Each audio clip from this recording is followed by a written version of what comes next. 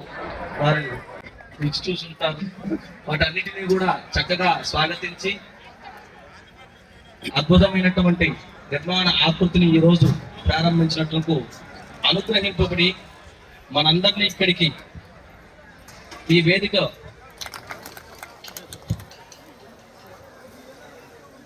నేను ఇదే కడప జిల్లా శ్రీ వీరబ్రహ్మేంద్ర స్వామి క్షేత్రమైనటువంటి కందిమల్లాయపల్లె బ్రహ్మంగారి మఠం ఇక్కడ వచ్చినటువంటి వారిలో ఎక్కువ శాతం స్వామివారి యొక్క దర్శనం చేసుకునే ఉంటారనుకుంటున్నాను.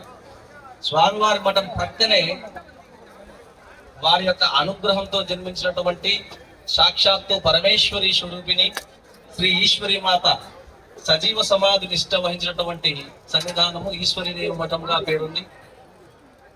స్వామివారి మఠం పక్కనే ఉన్నటువంటిది ఈశ్వరీదేవి మఠం. ఆ మఠాన్ని కూడా ఇక్కడ ఉన్నటువంటి వారు చూసే ఉంటారు. ప్రత్యేకించి వీరబ్రహ్మ క్షేత్రములో భక్తుల సౌకర్యార్థం ఈరోజు అనేక మంది సహకరిస్తూ ఉండొచ్చు, కానీ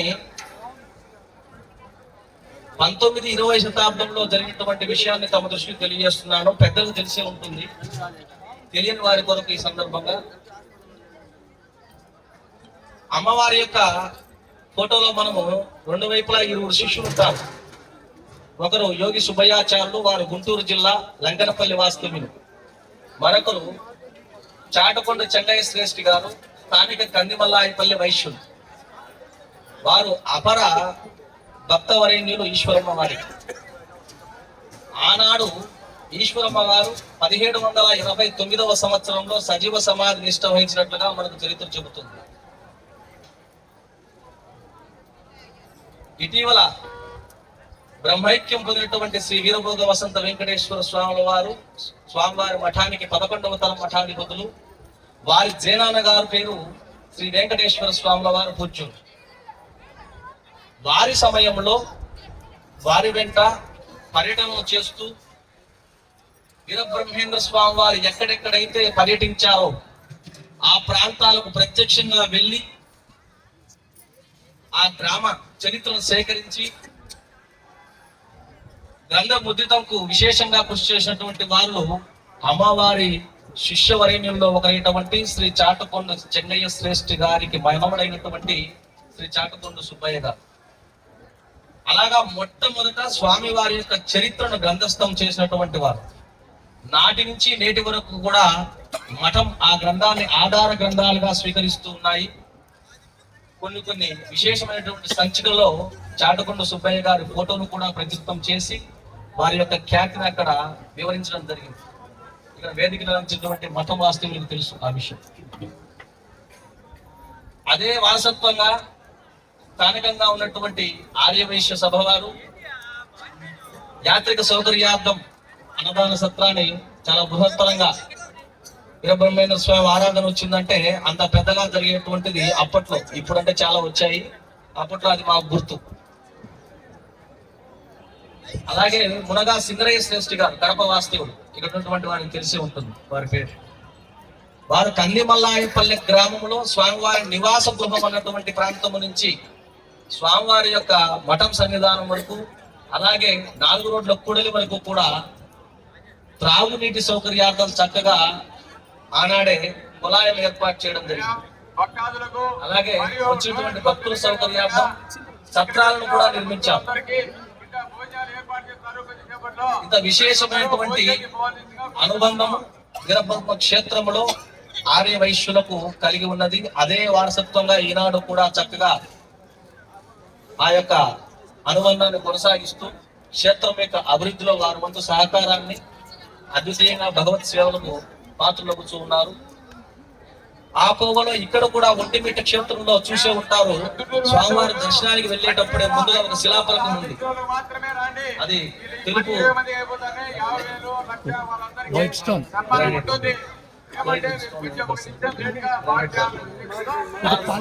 మార్బల్ స్టోన్ లో వేసి ఉంది. ఇప్పుడు కూడా దర్శనం చేసుకున్నాం.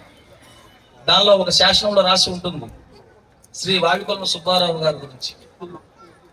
చక్కగా ఇప్పటికీ దాన్ని భద్రపరిచిన టీటీడీ అండర్టేకింగ్ చేసినా కూడా దాన్ని భద్రపరిచి ఎందుకు చేశారు అంటే దానికి ఒక కారణం ఉంది, పెద్దలకు తెలిసే ఉంటుంది. ఆలయము కేంద్రముగా భగవత్ సేవలో వారు సహకరించినటువంటి విధానము అంత వర్ణనాతీతమైనటువంటి 3 కోణాల్లో వారి సేవను వివరించవచ్చు.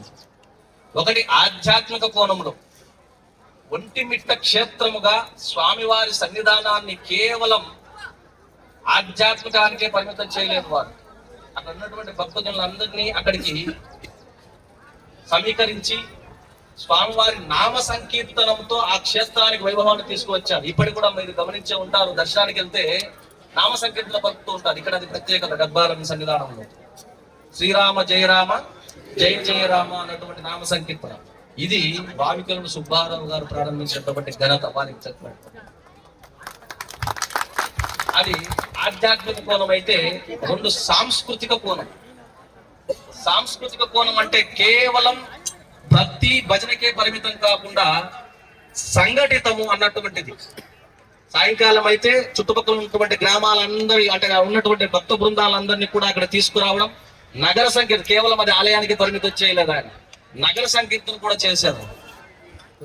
ఎందుకు నగర సంకీర్తన అంటే అందరము సంఘటితం కావడానికి ఉపయుక్తమైనటువంటి ఒక భక్తి ప్రక్రియ. ఇది సాంస్కృతిక పరమైనటువంటి. ఇక సామాజిక పరమైనటువంటి, ఇక్కడ వచ్చినటువంటి వారికి అన్నప్రసాదం అందించేటువంటి ప్రయత్నం కూడా వారు విశేషంగా ఆనాడే చేశారు. ఇలా 3 కోణాల్లో కేవలం భక్తికే పరిమితం కాలేదు, ఆధ్యాత్మికంగా, సాంస్కృతికంగా, సామాజికంగా ఒంటిమిట్ట క్షేత్రము అంటే వావికొల్ల సుబ్బారావు గారి యొక్క ఖ్యాతి ఎలాగైతే రాముని సన్నిధానంలో బంటుగా హనుమంతుని యొక్క స్థానం ఉందో, ఇక్కడ క్షేత్రంలో వారి యొక్క స్థానం అంతా పదిలమైనటువంటిది. వారు కూడా ఈ యొక్క ఆర్య వైశ్య వంశీయులకు చెందినటువంటి వారిలో మా అదృష్టంగా మీరందరూ గమనించాల్సిన అవసరం. అదే వారసత్వంలో భవిష్యత్తులో కూడా ఈ వేదిక మరింత పరిడవిల్లి నిర్వాహకులు ఆ ఖ్యాతికి ఏమాత్రం కూడా భంగపాటు కలగకుండా చక్కటి నిర్వహణ సాగించి స్వామివారి యొక్క దివ్య అనుగ్రహాన్ని ఇచ్చేసినటువంటి భగవద్భక్తులందరికీ కూడా మరలా ఇలా పలుమార్లు పునర్దర్శనం కల్పిస్తూ పునర్భాగస్వామ్యం అయ్యేటువంటి అదృష్టాన్ని మనందరికీ కలిగించాలని ఆ యొక్క సీతారామ సహిత లక్ష్మణ స్వామిని, హనుమంతుడిని మనం ప్రార్థిస్తూ ఈ యొక్క కార్యక్రమానికి స్వాగతించినటువంటి ఇలాంటి కార్యక్రమాల్లో ఎందుకు మనం భాగస్వామ్యం కావాలి అని అంటే దానికి కూడా పెద్దలు ఒక సూచన చేశారండి. మనకు శాస్త్రవచనం ఏమిటి అంటే, మనకు కలిగినటువంటి సంతానము అది మన పరంపరను కొనసాగిస్తూ ఉంటుంది. ప్రత్యక్షంగా మనం కలగనటువంటి సంతానం కూడా గురించి కూడా చెప్పారు. కొందరు చింతిస్తూ ఉంటారు సంతానం లేమితో ఉండడము అన్నటువంటి ఆ విధానంలో చెప్పడము. సప్త సంతానాలు అన్నటువంటి విషయాన్ని ప్రస్తావించారు. ఏంటి ఆ సప్త సంతానాలు అంటే, ఒకటి జన్మతః కలిగినటువంటి సంతానం, వారి ద్వారా ఆ గోత్ర పరంపర, ఆ వంశ పరంపర ముందుకెళ్తూ ఉంటుంది. తద్వారా పితృణం అనేది తీరడం జరుగుతుంది. అది లేని పక్షంలో 2వ స్థానంలో తటాకము, తటాక నిర్మాణం ద్వారా వారి యొక్క పరంపర కొనసాగుతూ ఉండడం. ఎందుకు తటాకం అంటే, మానవుడు జీవించాలంటే వాయువు తర్వాత అత్యంత ముఖ్యమైనటువంటిది జలం. కాబట్టి ఆ జలం అంటే ఆ నీరు ఆ జనులకు అందించేటువంటి సదవకాశాన్ని ఆ యొక్క నిర్మాణకర్త అందించారు. కాబట్టి తెలిసినా తెలియకపోయినా ఇక్కడ మనకి ఈ అవకాశాన్ని ఇచ్చినటువంటి వారు చల్లగా ఉండాలని మనం కోరుకుంటూ ఉంటాం. ఆ నీరు తీసుకున్నా ప్రసాదం తీసుకున్నా. ఆ కోణంలోనే తర్వాత ఆలయ నిర్మాణం చెప్పారు. ఆలయం ఎందుకు నిర్మాణం అంటే కేవలము అది మనకు భక్తితో అనుగ్రహం కలుగుతుందని ఒకటే కాదు. ఇందాక చెప్పాం, ఆధ్యాత్మిక కోణము, సాంస్కృతిక కోణము, సామాజిక కోణం అని. ఆలయం కేంద్రంగా వెలిసినప్పుడు మనిషిగా జీవించేటువంటి అవకాశము ఆ వేదికగా మనల్ని అనుగ్రహించడం జరుగుతుంది. అందరితో ఆగిపోలేదు. అక్కడ ఉన్నటువంటి అర్చకుడు, అక్కడ జరిగేటువంటి నిత్య నైమిత్తికాది అంటే వారోత్సవ, పక్షోత్సవ, మాసోత్సవ, కళ్యాణోత్సవ ఇలాంటి ఉత్సవాలు నిర్వహణ జరిగేటువంటి సమయంలో అక్కడ అర్చకులతో పాటు ఆ యొక్క పరివారానంతటికీ కూడా వారికి వృత్తి కలిగించేటువంటి అవకాశం ఆలయం కేంద్రంగా కలుగుతుంది. ఈరోజు మనం చూస్తున్నాం, మన భారత ప్రధానమంత్రి నరేంద్ర మోదీ గారు అత్యంత పురాతనమైనటువంటి ఆలయాలను ప్రత్యక్షంగా సందర్శిస్తూ ఉన్నారు. కేవలం ఆయన సందర్శించి అందరితో వెళ్ళిపోవడం లేదు. ఇటీవల శ్రీశైలం కూడా వచ్చారు, మనకు తెలిసే ఉంటుంది. ఆయన సందర్శించేటువంటి సమయాన్ని ప్రపంచం మొత్తము కూడా దృష్టి కేంద్రీకరించే రకంగా దాన్ని డిజైన్ చేస్తున్నారు. ఎందుకు చేస్తున్నారంటే, ఓహో ఇది కేవలం ఆధ్యాత్మిక కోణమే కాదు, ఇది ఒక శక్తి కేంద్రంగా కూడా, ఒక సామాజిక కేంద్రం కూడా, ఒక భారతదేశానికి సంబంధించి జవసత్వాలు నిండి ఉండేటువంటి కేంద్రంగా కూడా ఆ పురాతన ఆలయాలు మళ్ళా పునరుత్తేజం చెందాలి అనేటువంటి రీతిలో ఆ దర్శనంతో పాటు అక్కడ అభివృద్ధి కావాల్సినటువంటి నిధులను కూడా ప్రసాద్ స్కీమ్ కింద వివిధ ప్రాంతాల్లో వారు కేంద్ర ప్రభుత్వం నుంచి అందిస్తూ ఉన్నారు. తద్వారా ఏమవుతుంది, ఆ ప్రాంతం అంతా అభివృద్ధి చెందుతుంది, అక్కడ ఉన్నటువంటి వాణిజ్య సముదాయాలు అభివృద్ధి చెందుతాయి, అక్కడ అనేక మందికి ఉపాధి దొరుకుతుంది. ఇలాగా దేవాలయం సప్త సంతానాల్లో మరొక భాగమైనటువంటి విధానం. అందుకే దేవాలయ నిర్మాణం ముందు ఏది జరిగినా అక్కడ వారి పేర్లు లిఖించి ఉంటారు. కొందరు పేర్లు కావాలనుకుంటారు, కొందరు పేరు అవసరం లేదు, అది పరోక్ష సేవగా స్వామికి సమర్పణ అని కోరుకుంటూ ఉంటారు. ఇలా సప్త సంతానాలలో దేవాలయము, విద్యాలయము, అన్నప్రసాదాలయము ఇత్యాది భాగస్వామ్యంలో కూడా మనకు తెలియకనే రేపటి తరానికి ఆ యొక్క సేవ అంది మనకు భగవంతుని యొక్క అనుగ్రహము మన పరంపర కొనసాగేటువంటి విధానం ఉంది. అలాంటి పరంపరలో ఈరోజు ఈ అన్నదాన భవన నిర్మాణానికి, అన్న సంతర్పణకు సహకరించినటువంటి దాతలందరూ కూడా భావితరానికి మార్గదర్శకులుగా వారు ఖ్యాతి గడించేటువంటి అనుగ్రహము ఆ యొక్క శ్రీరామచంద్ర ప్రభువులు కలిగించాలని ప్రార్థిస్తూ శుభమస్తు.